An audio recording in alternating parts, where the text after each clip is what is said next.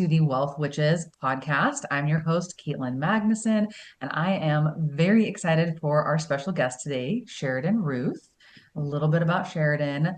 From being stripped of every strand of hair on her body to losing her ex to suicide 3 weeks after breaking up, she has been forced to use trauma healing to sustainably build her business. While there are a lot of trauma informed and body based practitioner coaches in the industry, none of them do it by merging body based tools of the nervous system and business strategy.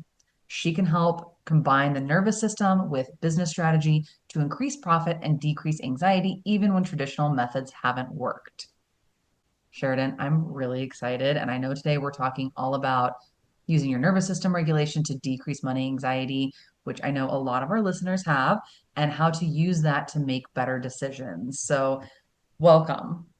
Hi, thank you for having me. We've been looking forward to this for so long. So I'm excited because this is, I feel, going to be very different to every single other podcast out there that talks about decreasing money anxiety and using nervous system regulation because we're going to skip all I don't want to say fluff because it is really helpful, but like the quick fix and go into the stuff that I probably you would just usually get in like a paid program, I guess. That's what we're doing. Yeah. Yeah. Yeah. That's exciting. Go straight from the weeds into the, I hate to say like meat and potatoes of it, but meat and potatoes of it essentially. So 100%. I would love if you're comfortable talking about what we were just chatting about at the beginning of this. So a little bit kind of about how you operate in the world and who you are outside of your, bio and everything that you have experienced as a human, and just share a little bit about yourself. How do I operate in the world? We talked about it just before. I recently did the diagnosis process of ADHD.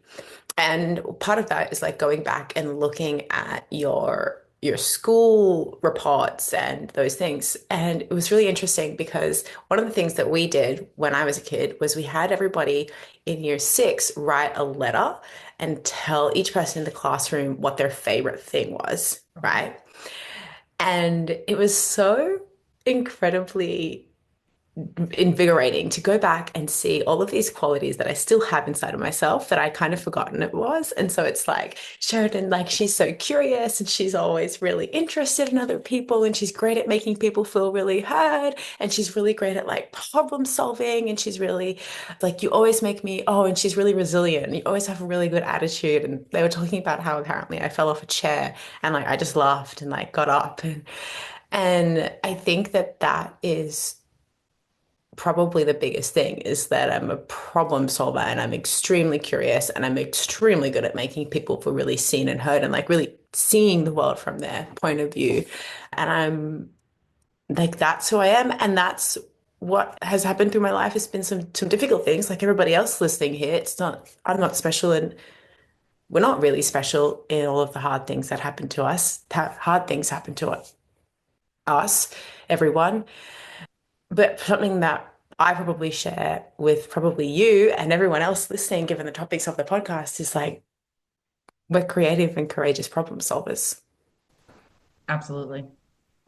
Absolutely. No, I think that that's problem solving has been something that I didn't do a letter similar to what you have, and I don't have a lot of my schoolwork to reference back to, but I've always really valued problem solving and creative solutions, honestly. I think Exactly. that's been a necessity, especially being a neurodivergent human operating in this world, because if you don't, one, I feel like it's innate for us to find creative solutions and to find accommodations and to, find ways to exist. But it was absolutely a necessity for me. Yeah, yeah. For anyone listening that is neurodivergent or suspects they're neurodivergent, when it comes to nervous system regulation and it comes to, working within the world and existing, showing up, figuring out, their anxiety and navigating that. Like, how do we dive deep on that? Like, what can we provide or what can we do for people that are listening right now to help them get more in tune with themselves? I think the number one thing is put aside everything, all of the stories, all of the studies, all of the books that you've read on the podcast that you've listened to, put aside all of that and ask yourself the question in this moment, what is my body telling me that is happening? But don't believe it. Ask it from a place of curiosity. And so if we relate that back to our money, it's like, okay, I personally, this is me speaking from personal experience.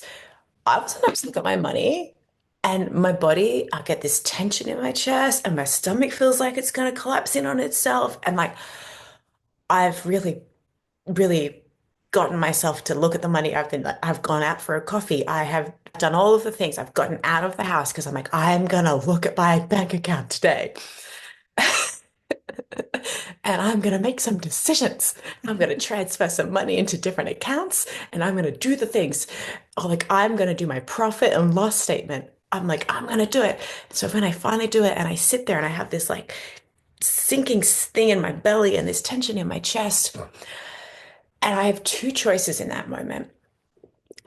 I can go into that feeling and I can sit in it. I can do what I call collapse into it and I can believe it when it tells me, oh, you shouldn't have done that. You shouldn't have made that purchase 6 months ago. You don't know what you're doing. This is like that other time where you thought you were on track, but then it turned out that you were doing it wrong. You made a mistake. There's something that you're not seeing because you're not good at attention to detail. I can go in and I can believe all of those things. But what the practice of nervous system regulation and the practice that I propose is to say, okay, this is the story that my body is telling me. My body has picked up its way of interpreting the world from my ancestors, from the time I spent in the womb, from the way I ran around and the way that I learned about the world, mostly up until I was about the age of 7. And there are probably some changes that have occurred since then in the way that my body believes the world, but mostly the nervous system understands the world through is experienced through your ancestors. And I think we should speak about that actually a little bit later as women with money, Mhm. through experience through your ancestors, through the way that your nervous system was kind of coded when you were in the womb from your mother, and then up until you were about 7. So the practice is, okay, well, that's the story. All right, cool, cool. Let's actually look at the numbers now. Let's use our brain and let's look at the numbers. Okay, well, that number is telling me that, and that number is telling me that, and this is what is here in the present moment. And I understand this number and I understand that number, and here are the questions that I might have for my accountant.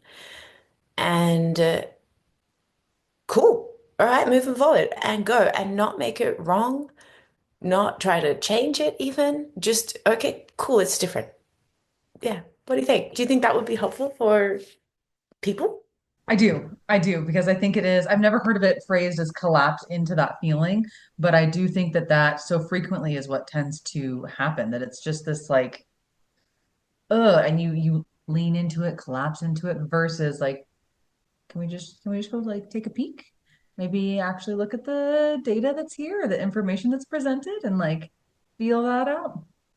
Yeah, I like to use collapse into it because there's this feeling that you have if you like sit up straight, if you do it right now, even like you sit up straight, you have a strong spine, you pull your shoulders back and you think of yourself like, this is who I am when I'm my best self. This is me, the age that I am today, not yesterday, but with all the information that I have in the world. This is who I am, and I'm freaking capable and I'm freaking smart. And then I feel like for me personally, sometimes all that feeling comes inside and you kind of like lower your shoulders a little bit and you kind of like, and you think that you have to look at the world from that message because you think that that message has something important in it and you might miss it. But really, it makes more sense to observe it, look at it, and kind of check in and be like, okay, is there anything here that this is telling me that might be worth looking at? Like, and usually there is. Usually it's like, okay, well, let's say that you made that impulsive purchase and now you feel bad about it. Well, okay, maybe we need to look at making purchases with a little bit more time in between them. Yeah, yeah. Yeah, removing, I feel like the festering that can happen, especially with money, especially with purchases. I know I've even caught myself in that cycle in the past where making a poor purchase or a purchase that you regret, what is that spiral that you can end up in? That's, what does this mean about me? What it doesn't have to mean anything about who you like.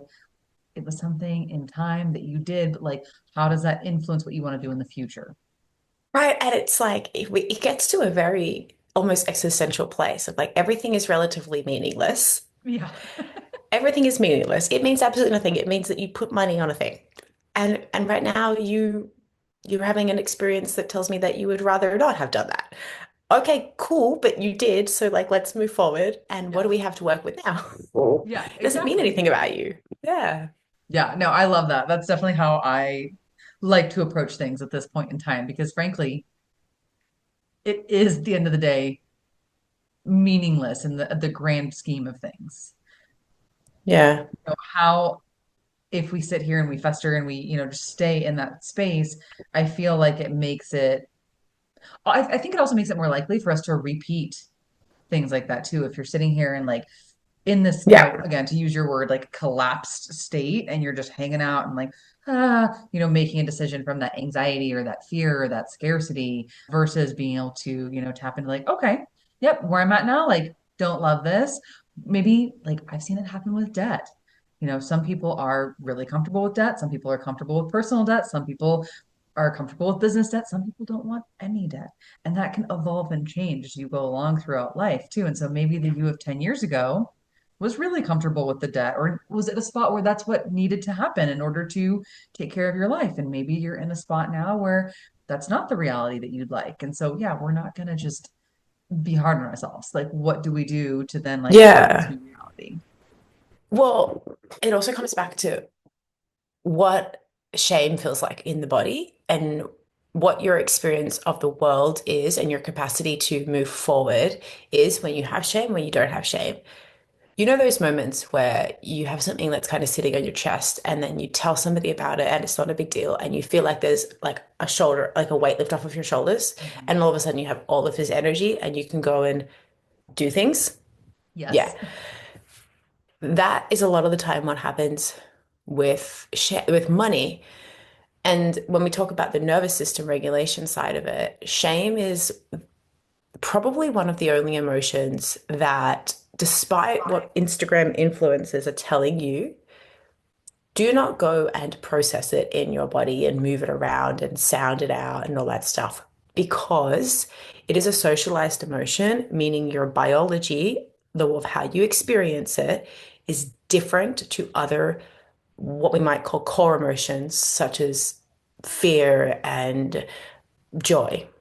Hmm. So if we process shame or any type of emotion with shame kind of tinging the sides of it, it will collapse the nervous system because your body isn't created to energetically alchemize that into something. What we need to do instead is use what I call the three C's, which is celebration, connection, and compassion. But all of them come from holding this pose of holding that frame and not collapsing into it. So if it's like I'm feeling shame around a purchase that I made, it's not helpful and it will dysregulate me to go into the story and like explore that and like really get into it. If I celebrate, oh, far out, I can't believe it. I'm so excited that I can see that. I can see that that wasn't helpful for me. That's really awesome. I didn't see it in the moment, but now I can see it and that's worth celebrating. Or if I connect with somebody and I say, oh, guys, I did this thing and I don't feel good about it. We get that shared compassion. We're now sharing an experience. You get that understanding that there's nothing really wrong with you. Share it with a safe person. Or compassion of like, wow, you didn't have information then. You didn't know how this was going to affect you. You didn't have the capacity to make a better decision. And that must have felt really hard. That probably felt maybe very scary or maybe very lonely. And that must have been really hard for you to do something that we can now see would have hurt you and we can have compassion for you in that moment. And when we do those three things, Hmm. that's when we regulate our nervous system. That's when we create space inside for the creative problem solving and for moving forward. I love that. I have not ever heard the like differences between how to process shame versus like the other, emotions that you were talking about. So thank you for sharing. I know I did want to make sure, and if you want to continue with a different Yes. topic, let me know. But I know you'd said we wanted to come back to the experience with our ancestors as women, paraphrasing here. I would love thoughts on that. Do you have any to begin with, or like curiosities? I mean, I have this may be like completely off base, so feel free to redirect here. But for me, we've had so many generations of trauma around money or lack of access to money, or it wasn't until what in the US, like 1974, I think, that it was in law codified that women could actually have bank accounts and like, oh, which is just wild. Like my mom was born in 1964. That means, like, when I think back, for me it ends up kind of spiraling a lot larger than that, because I think back to my grandparents' marriages or relationships, and there are things that I've seen in those that I don't love or that I might have been critical of. And in kind of providing additional lenses on that, I'm like, how many of our relatives are female relatives even had options or had the ability, and like, so what trauma has come from that, or what messages have been passed down that like we're dealing with and trying to process now in today's age. So those are kind of my very Yeah, brief thoughts. Yeah. that's really it in a very succinct way. And studies tell us that our nervous system perceives the world based on the information of up to 7 generations ago, right? So there was a study that was done and they showed a rat a red light and then they electrocuted it. And then and they, so the rat began to feel, okay, red light, bad, danger. And then afterwards, the rat got pregnant, had babies. And so what they did was then they would keep showing the generations below the red light and see if there was a fear response. And there was a fear response up until 7 generations, meaning our fear response is encoded up until 7 generations. And I think for women, this particularly looks in money. This might look like a fear response in, oh my God, I have to have all of it and I have to have all of it now and I have to be a millionaire because I have to hoard it because I've never had it before. And so therefore I can't spend anything on myself. I can't enjoy it. And I have to work really, really, really, really, really, really, really, really hard. And I have to be a millionaire now because otherwise they're going to take it from me because I have never had it. So they're going to take it from me. Or I have to spend all of it because I am enjoying this and I've never had this and I have to spend all of it. And oh my God, I have to spend all of it and I have to spend all of it now. There are probably some different ones in there. Some people feel really uncomfortable having it because they're like, well, maybe what has happened in their story was like one of their ancestors did get some money. She was, I don't know, selling her sewing services and she did get some money. And somebody got upset with her about it. In her DNA, it's that, oh, I can't have it. I'll get in trouble. If I have it, I'll get in trouble. And at the end of the day, it doesn't matter to understand. We don't need to go back into the family tree and understand. It's just, what is the story that my body is telling me? And is it true? And you might find that your body is telling you that it's not good to have money. It would make you a bad person. Okay, well, did you grow up in a Catholic society? And right? And is it true? Is that necessarily true? Yeah, but there's science that tells us that that's exactly what happens. So in that case, and I'm thinking partially of myself here, I don't know a ton about my prior generations past my grandparents, but something for me is I had ingrained in me at a very young age that work is hard, that if you're not dedicating yourself, like busting ass for lack of a better way to phrase it, that you shouldn't be making money. And it was very much like time and effort equate to the money that you make. And for me, I have surrounded myself both through clients and friends and other entrepreneurs that I've seen disprove that time and time and time again. And that has been really beneficial for me. And the other thing you brought up was like, you know, is being wealthier, like, are rich people bad, essentially?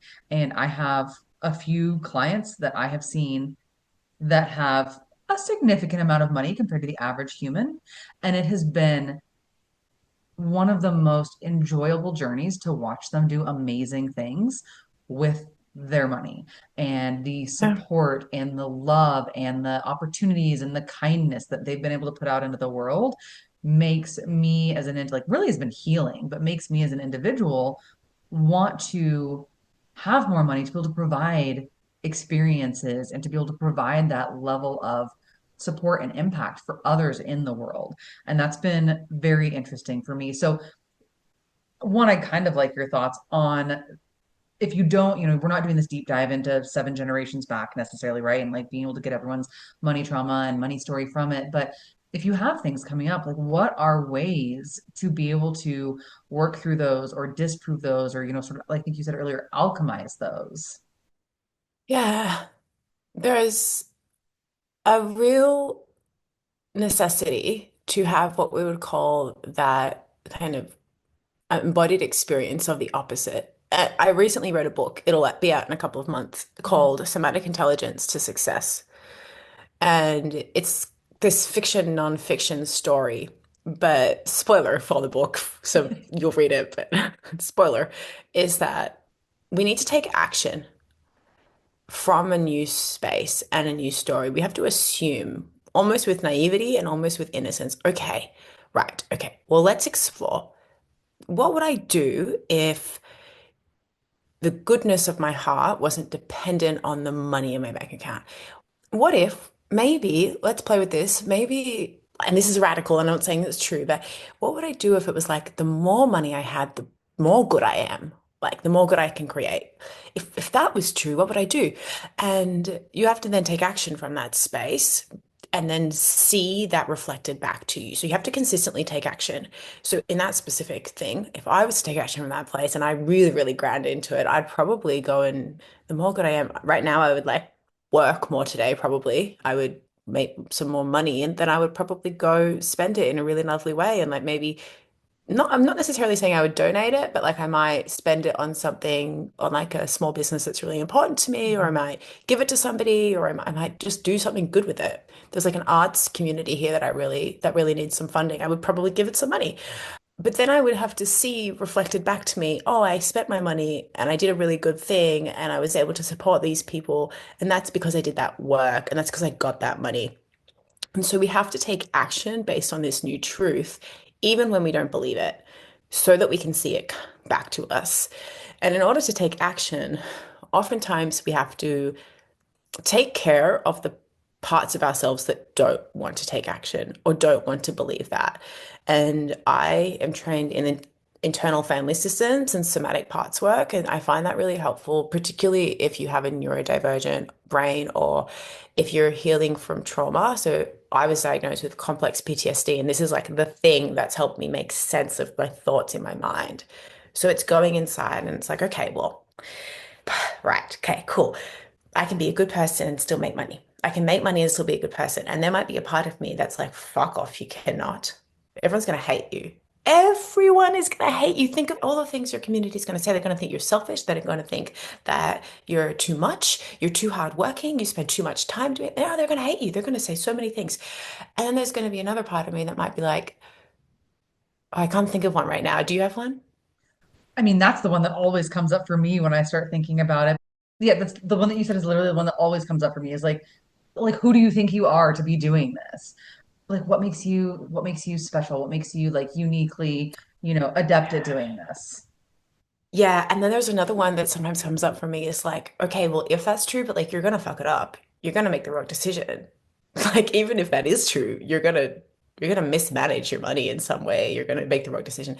So there's like this fear. There's one part of me that has a fear of that makes a lot of sense. They want to feel connected, they want to feel in their group, they want to feel respected, they want to feel loved and cared for. And there's another part that's like, well, are you that special? Like, what makes you?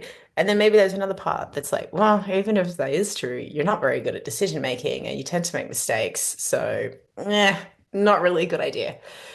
So, the actual how of that is I have to go in, I have to understand in my body, okay, when I'm taking action from either of those three, what does it feel like?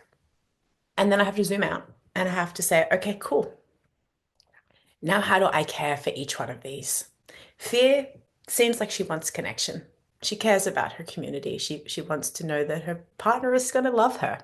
You know, this one is like, yeah, that part of you that's like, what it makes you so special. what do you think that part of you needs or wants? I would think maybe validation or recognition, Recognition for what?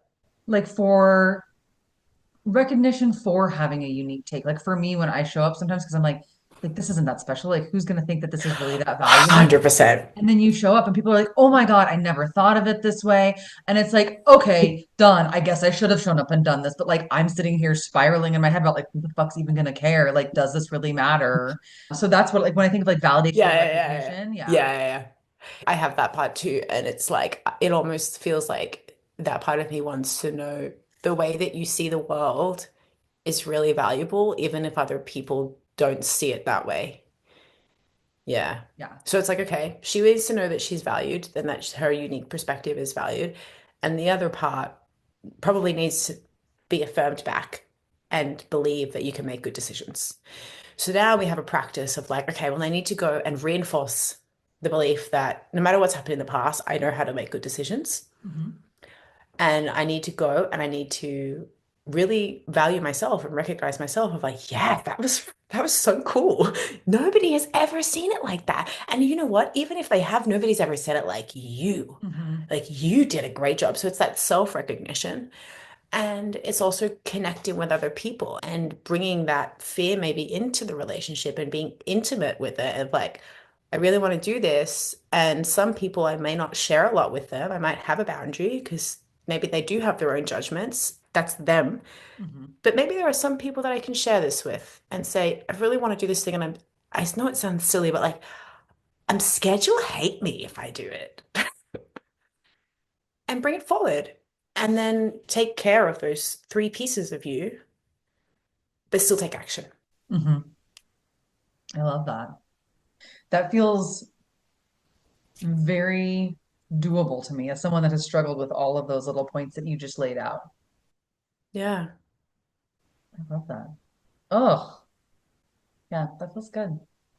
Because I still, I'm human. I've been in business for what, 10 plus years? And things in business, things in personal life, things still come up all the time. But you nailed the exact example that I feel like comes up regularly, especially getting more visible on TikTok or showing up in spaces that are new to me. And all of those can come up. Yeah. Do you feel like, you don't have to answer this, but I'm curious if there's a part of you that feels like you almost have to have it all together with money because you do money? Absolutely. Absolutely. Yeah. No, I feel, and this is something that I've kind of gone back and forth with over the years, but I feel like I can talk about something once it's together, but not Mm, necessarily while it's in progress. Because what does that mean about how I can still show up and coach others or how I can, still be good at what I'm doing, especially in the accounting and the tax field. And I think that that can make it can make things feel a little bit lonelier because I don't feel like I can share some of those things that other businesses could, right? If you were a photographer or if you were something else, you wouldn't necessarily. I mean, there's examples, I think, for every industry where like maybe you wouldn't be sharing those things, but you could share like, oh, hey, I messed up and filed my taxes later. Oh, hey, I have debt for this thing. Or, oh, hey, I made a bad decision. But I feel like, especially with any financial decisions, that I absolutely feel that come up. yeah, that's a lot of pressure. And I do it too. And it's so funny because it's like, no, nobody actually put that pressure or expectation on us. We just decided that we needed to be perfect in order to teach something. And it's Yes. so, that's Yeah, actually not true. exactly. Yes, I'm able to talk with friends now about it. Like I don't know how you've been broaching it, but part of it for me, I think comes back to the connection aspect of like chatting Yeah. about things that pop up with friends that aren't direct clients, that aren't, team members, but and also I think making sure that I have relationships that are being nurtured outside of that, especially like we were talking about before. I live in a very Mm, remote area and a lot of my daily connection falls into the client or the team realm. And yeah. I do feel like there are areas of that that I'm not comfortable sharing or like, decision making or things like that, where having friends that are not either of those are really beneficial. Yeah, I noticed that because there's an integrity piece of it, especially as I guess as well, kind of in the depth of the work that I do. A coach and therapist is Mhm. I don't like to bring a lot of my personal life to my work. And at the same time, I do bring some of it for context. Yes. But essentially, I'm teaching people how to understand and read their bodies. And my personal life has nothing to do with that. It's just helpful sometimes. But there's like, I noticed this in myself. It was incredibly regulating for me to have a really clear boundary. So, like, I used to do relationship anxiety coaching Hmm. and generalized anxiety coaching. And I went through a breakup and I was like, absolutely not. I cannot speak about anything but work right now. And so I put the boundary in and I was like, I can't. It's so helpful to have those spaces where you don't have to have it all together or you don't have to have any expectations of yourself. Not that anyone else is asking for it, but you ask of it. It's like a part of your integrity, Right. right? And yeah, having that space. And so I moved countries and I didn't share any of my work with any of the new people that I was meeting, especially as a therapist. Hmm. People tend to, or they start looking at my work and they relate to it. They're like, oh, yeah, I have anxiety. And they feel like I help them. But sometimes that's hard for me because it's like, yeah, but did you really like, I'm your friend. Right. Like, Right. I want you to see me beyond my podcast, right? And it was really helpful to just like meet people and have that space of like, this is just me. And I have nothing to do with my work and like have that delineation. Yeah, not super related to money, but very helpful Yeah. to understanding No, ourselves. yeah, 100%. I started doing something similar because I have clients that, have become like we have relationships or friendships or, something along, but it's not the same because there's that element of like, we're still in a contractual, like professional relationship. And I want to be really respectful of that. And same thing, like there's power dynamics with the team and there's just a little bit of, Yeah. you can't have that, I think, full relationship there per se. And so it's almost, there's probably a better way to phrase it, but like it feels very Batman, right? Where like you can go into a new space where no one knows you and you just get to show up as like who you are, like you're, what is it, Bruce Wayne versus like Batman. So true. I actually love that. Like my thing is Wonder Woman, but like Okay, yes, I would yeah, totally have gone for, yeah. I'm totally. not nearly Yeah. as familiar with Wonder Woman as I should be for I don't that, but know. yes. I don't know who her day person is. I don't know if I don't know what that is, but I love that. It's like here you are and you're like you're suited up. And you know what's crazy is that people actually do that in every other job that where they're not entrepreneurs and solopreneurs. That's actually the normal thing. We entered Yes. into this word space where we decided that and That people is just talk about it like, all everything all the time. yeah, Yeah. it's not healthy. And there's like this obsession with being authentic and bringing your full self to work. And it's like work can be freeing and work can be, it feels so great and give you energy. But also, those boundaries were created for a reason and they're very helpful for humans. Yes. Yes. No, there's something really freeing. I started going, weather permitting, into town to like local women's group meetup where they do different activities. And sometimes I just don't tell anyone a damn thing other than like my name and things that I like to do, and work stays complete, and it's delightful. And eventually, like things come up. And this kind of reminds me of what you'd said about, your like friends or relationships that you build over time. People will find out, what I do or what we offer, and they see value in that. And then they're excited and they want to work with us. And I'm like, okay, that I it's came here for interesting. friends. Yes, yes. And the one nice thing that I think I have going for myself at this time that makes things a little bit more comfortable is we have someone on our team that does taxes. I'm not in a lot of the day to day. And so I can make sure that he's getting anyone that is like, yes, do I hypothetically still have access if I wanted to go look up any of their information? Yes, but I don't because I don't want to and I don't want to muddy that relationship. And so that's been the one, I'd say, kind of saving grace over the last year or two since we've had someone else in that role. But yeah, it was always a little bit of the deflation of like, I'm part of me is really excited that they want to work with us and they see value. And like, of course, we want to support great people.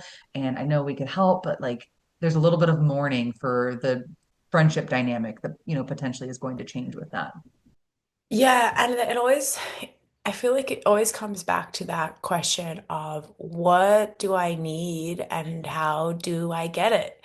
Mhm. And it's like a negotiation consistently. Okay, and now what do I need? And there are moments where you're like, oh, I don't really need this person to be my one friend to the point where I can't support them. Mhm. We can have a close relationship and my team can support them. Yeah. And it's just that constant decision making of what do I need in this moment? And then how do I get it? And that's the Yeah. only thing that ends up feeling good in the end. And I think too, being open to that changing or evolving over time. Because I Yeah. know for me, there were times like before I had, when it was just me here, I didn't really want to work with friends. I didn't really want to bring that into there because I couldn't have good separate. Like, there's no way when it was just me hanging Yeah. out here. And it does. It feels significantly better now for me to be able to maintain better boundaries within that and like feel happier with it and still be supported. It's so interesting. I went the other way. I was very happy. And a lot of the people that I began working with were friends. And I was always so good at the boundaries and we were really good. We navigated it so well. And then this year I was like, nah, I actually don't want to work with my friends anymore.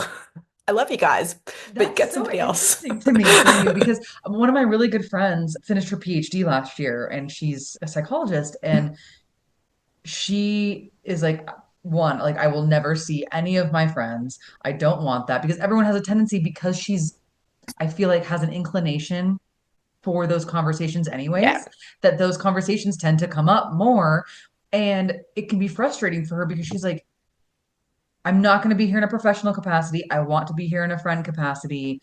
And also, I've told you the same thing 4 times, and you're not taking any of this information. Like, this feels frustrating for me. 100%. It's actually a thing where I have had to go through things like I'm not your therapist and our friend conversation and I've just changed and I've just been like, you know what? All of my friend conversations need to be based around activities. I'm not doing this have a coffee and have a chat thing because of how I make people feel and because of the way that they perceive me and probably their exposure to my work. It ends up very quickly becoming a place where I need to set a boundary and like I love setting boundaries, but do we want to set them all the time? No. No, I don't. Can we go do some pottery together? Yes. We can Yes. chat about the pottery. And I'm like, I hear about everyone's trauma all day. I don't need to hear about yours. I love you. Yes, I love you, and I want to have a space where we can go exist together. That, like, I Yeah. don't need to bring my professional self into this. Yeah. And like, if you're really struggling, we can definitely talk about it and I will help you. But like, could we also just like, what if we just did some pottery together? I've actually never Yeah. done pottery. I don't know why I'm talking about I feel like you should know. I actually really love doing it. I took really. ceramics in high Yeah. school a lot and then have gone and done a little like, pottery things occasionally, but it's been a while. It's always really relaxing for me. It's really been on my radar and it keeps coming back to me and I'm like, I really need to, This is your maybe that's sign. my You need to go do, 2025 thing. yes. Yeah. Yeah. No, I love that. I experienced something similar where, and it's been interesting for me to navigate the difference because I talk about taboo topics a lot in my personal life, Mm, sex, money, religion, like nothing is really off limits in that realm for me with friends because I think that the more you talk about something and normalize it, the more you can have, like, especially with women, candid, open conversations. And they're like, oh my God, I feel like I didn't know that everyone else was feeling this way about student loans or that I should have retirement accounts or that this was even available to me.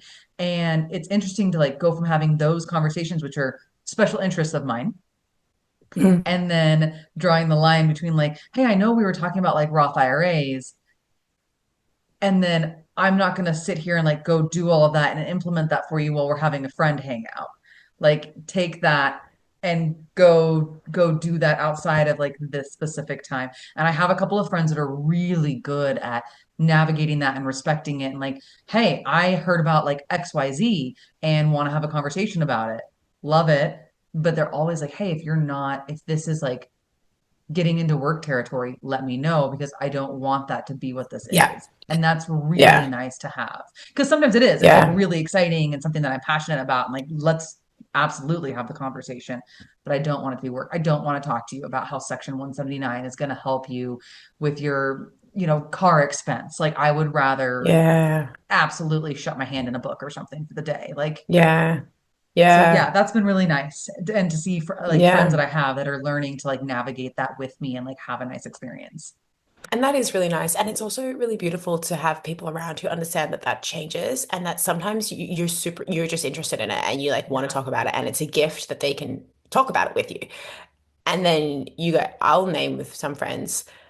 I'll be like, okay, I can feel my coach hat coming on. So I'm just going to respond in the other way. And then we kind of both know that we're tiptoeing around a territory where it could possibly go into a space. And usually they're friends who will be like in a group program with me or like do use some of their stuff or do listen to the podcast.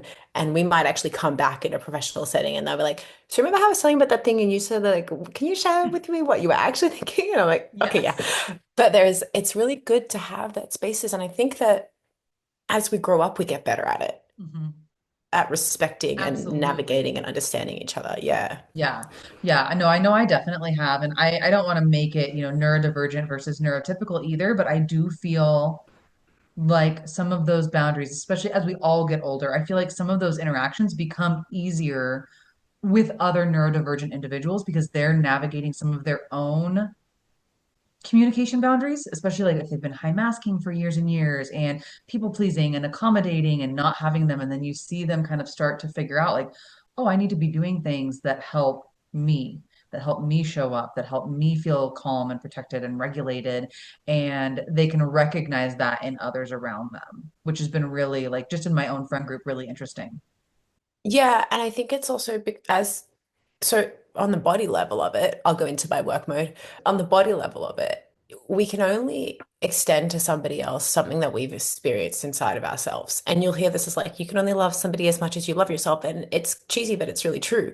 And so it's like the more that we get that felt sense of compassion inside, we actually create that inside of our body. So we can then source it and apply it to somebody else. So it's like you really sit and you're like, far out, okay, like I'm figuring this out. And if I can have that experience of compassion with myself, of, oh, I'm figuring this out, I now have a felt experience that somebody else can access and they can feel that inside of me. Your body becomes a different experience for the other person because our bodies are always communicating and it can be very unspoken. And I think it's the same as well. It's like when somebody extends compassion to you and you actually allow yourself to feel it because sometimes we're very good at not feeling Yes. it. We're very, very good at not feeling it. But if you sit with it and you like let it sink into your bones, now you have that feeling inside of you. Oh, they told me that it's okay. Now I can give that to myself when it's, 10 p.m. on a Tuesday and I can't sleep. And then I can sleep. Yes.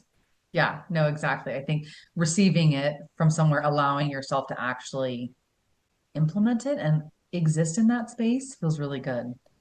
Yeah, like allowing it to, because I think what happens is that, and we were talking about this before, so much of our experience is in our mind. And that's why we go back and forth between our thoughts, and we have the same thoughts all the time. We get so tired of ourselves. And so the shortcut to getting rid of that mental chatter is what's in my body. Go deeper. What's in my body? What does it feel like in my body? What does it feel like in my body? What does it feel like in my body? Sit, breathe, pause, linger, kind of relish it.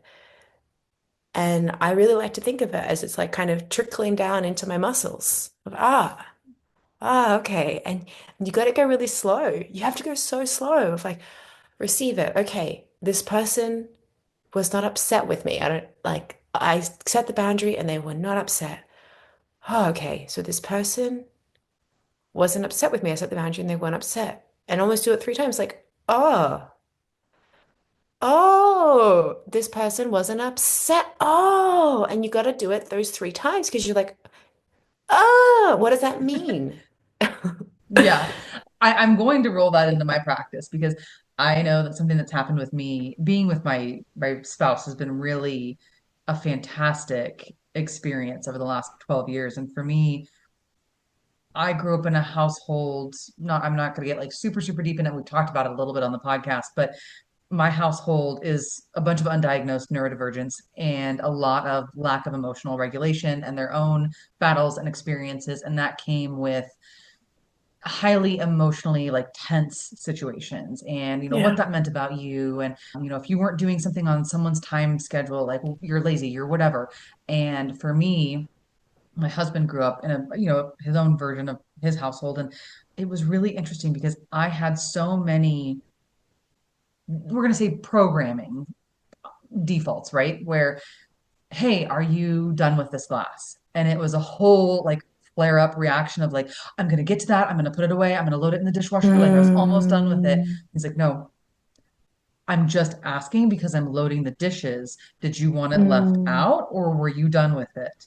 mhm. And had I probably sat there and been able to do that 3 times, versus for me, it probably took him doing that 30 times and me realizing it, Yeah. once at a time to sink in and go, oh, this is just a question. That's it. Yeah. It's informational. There's no like deeper buried nuance. And it was interesting for me because I first noticed it when my sister came out here a few years to visit. And she had I asked her, I said, hey, it was literally a dish or jam or something. Are you done with this? And it was the exact same reaction that I would have had 8, 9 years ago. I said, Yeah. oh, wow, I didn't realize how much I'm able to just like, we're in a very regulated, comfortable household, and how much I've taken that for granted, which is really nice. I've had many experiences as well with the person that I'm currently seeing. And I'm going to challenge us both to like go and be in that relationship and receive something. Because I think that, you guys have been together for a while.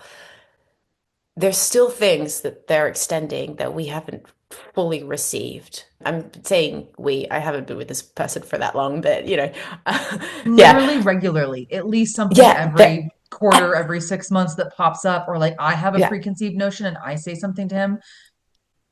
I'll actually give this example for just a second. And mom, if you're listening, please scroll past. stop. Fast forward. But I was looking at like lingerie the other day, right?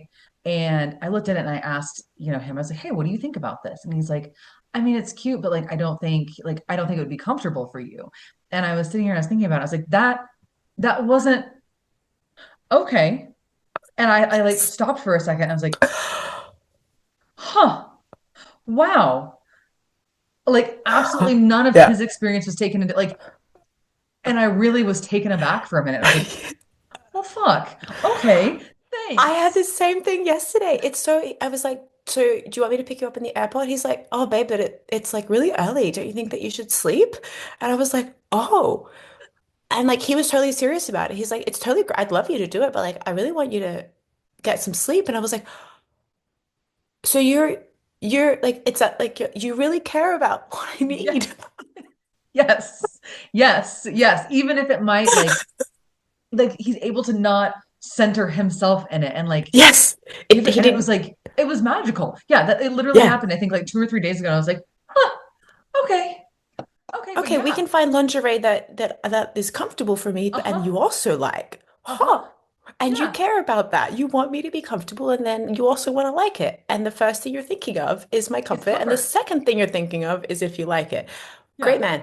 yeah, yeah. No, I it has been so much of my own shit has gotten in the way over the years Yeah. of not letting him show up that way. And so it's been very Mm. interesting when I can actually recognize and be like, you're kind of awesome, but huh, thanks. I mean, there was a reason I married you, but like, yeah, they just keep You it's actually it's really continue to be interesting, awesome. especially after this long, to still have things showing up like Mm. that where I'm like, oh my God, okay, cool. That's so beautiful. I'm so happy for you. Good Yeah. for you. No, it's really, and like to not have all Yeah. the, crap that could come along with it. Like, oh, you didn't pick me up at the airport. Like, no, I actually like I want No. you to be rested and like this is yeah.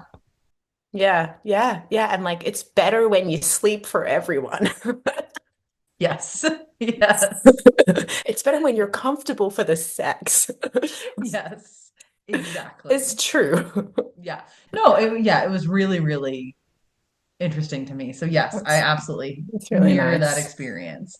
Is there anything else that you wanted to cover? Because otherwise, I definitely am going to be stalking you a little bit more heavily than I have. Because this was absolutely delightful. So I know you have your book coming out. What can people do? Where can they find you if they want to learn more and connect? And Yeah. Come find me on my podcast called Sustainable Success. And maybe Katelyn, you can come on and we can talk about neurodivergence and things like that. We'll do that around the book launch. The book launch will Okay. probably come out February, I reckon, maybe.